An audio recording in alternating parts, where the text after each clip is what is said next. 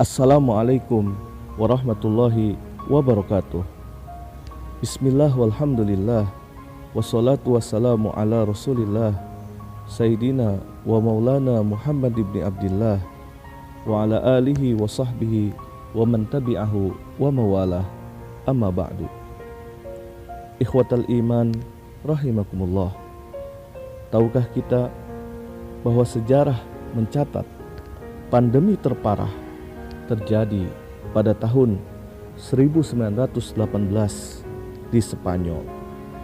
Flu yang menyerang 500 juta orang terinfeksi dan 50 juta kematian. Flu ini berlangsung selama 2 tahun di dalam 3 gelombang. Dan ternyata peningkatan timbulnya korban jiwa itu disebabkan karena ketidakdisiplinan yang ditunjukkan oleh masyarakat Spanyol waktu itu ketika setelah melewati gelombang yang kedua masuk kepada gelombang yang ketiga. Pada saat di gelombang yang kedua ini tren korban itu menurun, tetapi kemudian masyarakat mulai keluar, mereka merayakan tren yang menurun itu. Tetapi ternyata ketidakdisiplinan ini di gelombang yang ketiga menjadikan peningkatan timbulnya korban jiwa. Oleh karena itu, saudaraku yang dimuliakan Allah Subhanahu wa taala, musibah yang melanda termasuk di negeri kita Indonesia harusnya semakin meningkatkan kewaspadaan kita. Boleh jadi sebagian masyarakat longgar terhadap aturan atau anjuran peringatan daripada pemerintah. Tetapi yang diperlukan saat ini adalah kita tetap berupaya untuk menjaga kedisiplinan itu. Memakai masker, mencuci tangan, menjaga jarak, hingga kondisi-kondisi yang lebih baik di masa yang akan datang. Tentunya kita berdoa kepada Allah Subhanahu wa taala, mudah-mudahan berkahnya bulan suci Ramadan Allah mengangkat segala macam bala musibah yang terjadi di negeri kita maupun di seluruh dunia saat ini.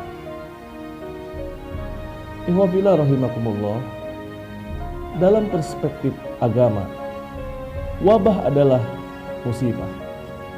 Ia juga peringatan untuk kita semua. Ia juga merupakan bencana supaya kita kembali kepada kesejatian kita sebagai makhluk, sebagai hamba Allah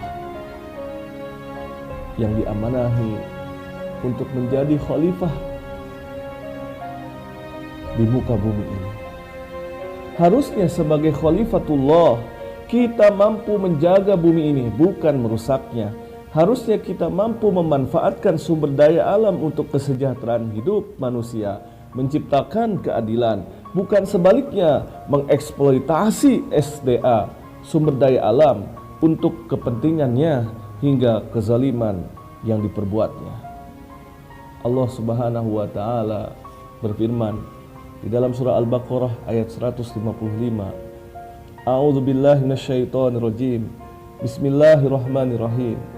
وَلَنَبْلُوَنَّكُمْ بِشَيْءٍ مِنَ الْخَوْفِ وَالْجُوعِ وَنَقْصٍ مِنَ الْأَمْوَالِ وَالْأَنْفُسِ وَالثَّمَرَاتِ وَبَشِّرِ الصَّابِرِينَ الَّذِينَ إِذَا أَصَابَتْهُمْ مُصِيبَةٌ قَالُوا إِنَّا لِلَّهِ وَإِنَّا إِلَيْهِ رَاجِعُونَ, yang artinya, dan kami pasti akan mengujimu dengan sedikit ketakutan, kelaparan, kekurangan harta, jiwa, dan buah-buahan, dan sampaikanlah kabar gembira kepada orang-orang yang sabar.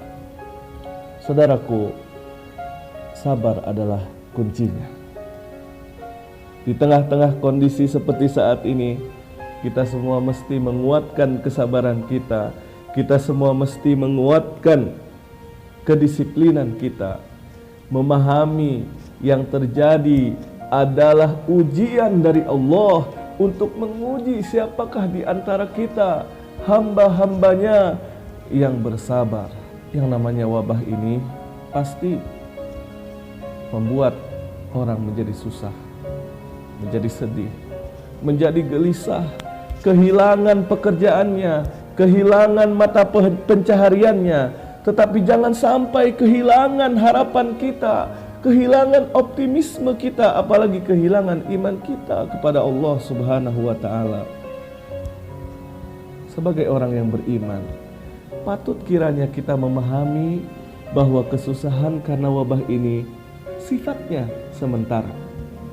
Kenapa? Karena terjadinya di dunia, dan dunia itu adalah sementara. Susah di dunia ini sementara, ada masanya, ada waktunya, tetapi susah di akhirat itulah selama-lamanya. Nah, jangan sampai terjadi kepada kita adalah kesusahan di dunia ini menjadikan kita susah juga di akhirat. Itulah manakala kita kehilangan iman kita, keyakinan kita kepada Allah Subhanahu wa Ta'ala. Na'udzubillah min dzalik. Dan ada musibah yang lebih besar daripada musibah atau wabah apapun yang terjadi. Itulah yang dinamakan musibah agama. Itu sebabnya kita diajarkan sebuah doa, yaitu wala taj'al musibatana fi dinina. Ya Allah, jangan jadikan musibah yang melanda pada kami adalah musibah agama.